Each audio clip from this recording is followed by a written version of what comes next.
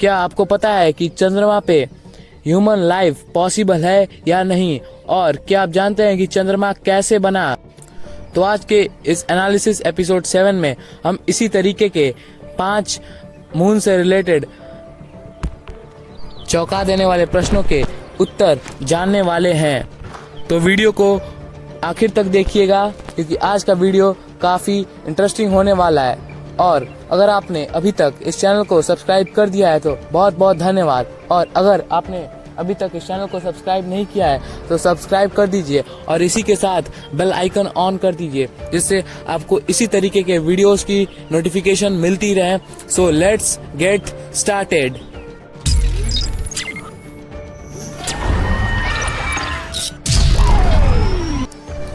Number 5, जैसे इस पूरे ब्रह्मांड, सौरमंडल और पृथ्वी का जन्म हुआ, ठीक उसी प्रकार से मून का भी कोई ओरिजिन हुआ होगा। तो क्या आपको पता है कि चंद्रमा कैसे आया? मून के फॉर्मेशन पे अभी तक साइंटिस्ट के पास कोई स्ट्रॉन्ग स्टेटमेंट नहीं है, मगर मेजॉरिटी ऑफ साइंटिस्ट ये मानते हैं कि आज से 4.5 बिलियन ईयर्स पहले एक छोटा सा प्लेनेट आकर पृथ्वी पर टकराया, जिससे वो छोटा सा प्लेनेट टुकड़ों में बट गया और अर्थ की ग्रेविटी में फंस गया, और ऊपर जाकर यही टुकड़े क्लाउड बने, और फिर समय के साथ ये टुकड़े एक साथ मून बन गए।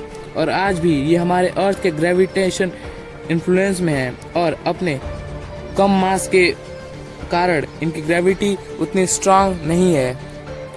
नंबर 4, हम सब रात में चांद को अक्सर चमकते हुए देखते हैं, पर क्या आपको पता है कि चांद क्यों चमकता है? तो चलिए जाने।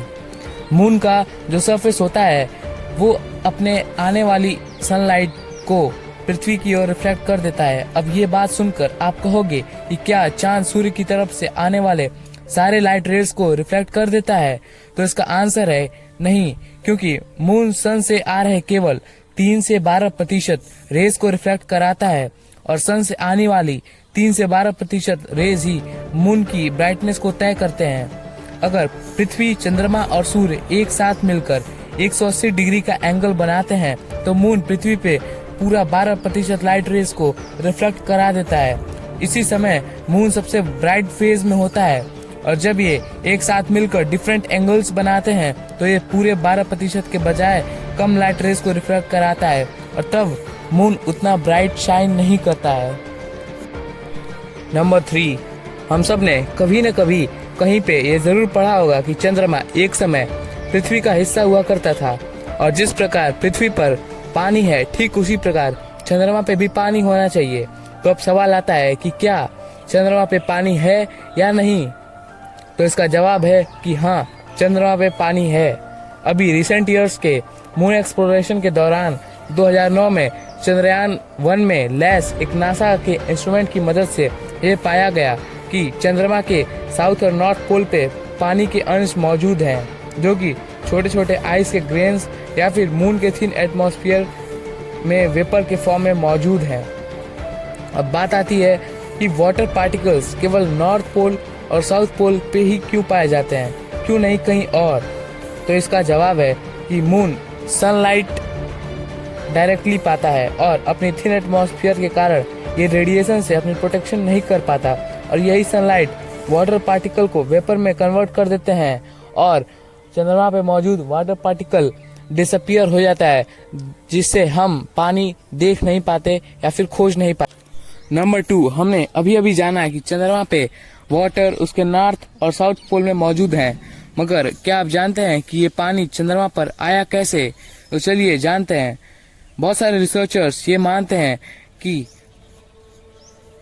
हमारे सोलर सिस्टम में नंबर ऑफ एस्ट्रॉइड और कॉमेट घूमते फिरते रहते हैं, जो कि जनरली वाटर आइस से बने होते हैं, और इन्हीं एस्टेरॉइड और कॉमेट्स के टकराव के कारण पृथ्वी और चंद्रमा दोनों पर पानी आया। मगर 1970 में जब अपोलो मिशन इंसानों को चांद पर पहुंचाया तो उन्होंने पृथ्वी पर मून रॉक लाया, जिसके स्टडी के बाद रिसर्चर्स को ये पता चला कि मून के इंटीरियर में वाटर है, जो कि मून सरफेस पे हुए वोल्केनिक इरप्शन से बाहर आया। नंबर 1, हमने पिछले कॉजेज और फैक्ट्स को जानकर ये पता लगा लिया कि चंद्रमा पे पानी मौजूद है और ह्यूमन लाइफ के लिए एक एटमॉस्फेयर और वाटर का होना काफी जरूरी है। हालांकि कम ग्रेविटी के कारण और वीक मैग्नेटिक फील्ड के कारण मून एक एटमॉस्फेयर को कंटेन नहीं कर सकता, लेकिन एक वक्त था जब मून के पास एटमॉस्फेयर था। नए एविडेंसों के मुताबिक ये पता चला कि आज से 3.5 बिलियन ईयर्स पहले मून पे डार्क पैचेस यानी कि काले काले धब्बे आए जिन्हें हम मारिया कहें, और ये वहाँ पे वोल्केनिक इरप्शंस के लावा से बने और बाद में ये कूल होकर बेसाल्ट प्लेन्स बने।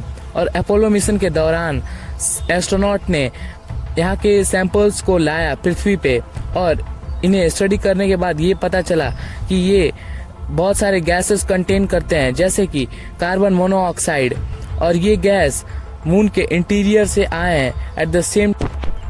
और उन सैंपल्स को स्टडी करने के बाद साइंटिस्ट को ये पता चला कि ये गैस मारिया जब फॉर्म हुआ था उसी समय ये आए एक वोल्केनिक इरप्शन से, और इस इरप्शन के दौरान बहुत सारे गैस निकले जिससे चंद्रमा पे एटमॉस्फेयर बन गया था। करीब 70 मिलियन सालों तक ये रहा और अब ये एटमॉस्फेयर डिसअपियर हो गया है।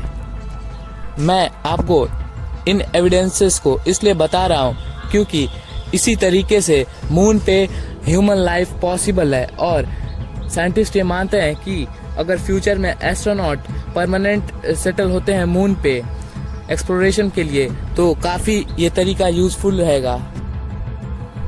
तो इसी के साथ ये वीडियो ख़त्म हुई। वीडियो कैसी लगी कमेंट में ज़रूर बताएं। इसके साथ ही हमने हमारे चैनल को 10 मिलियन सब्सक्राइबर्स तक पहुंचाने का मिशन बनाया है, तो मेरी आपसे एक छोटी सी रिक्वेस्ट है कि हमारे चैनल को सब्सक्राइब जरूर कर दें। इससे हमें हमारे मिशन को एक्म्प्लिश करने में सहायता मिले, और बने रहें हमारे चैनल पे। साथ ही रोज विजिट करें हमारे चैनल पे क्योंकि हर दूसरे दिन वीडियोस आती रहेंगी। So please cooperate to complete our mission. Stay motivated, stay learning. See you again.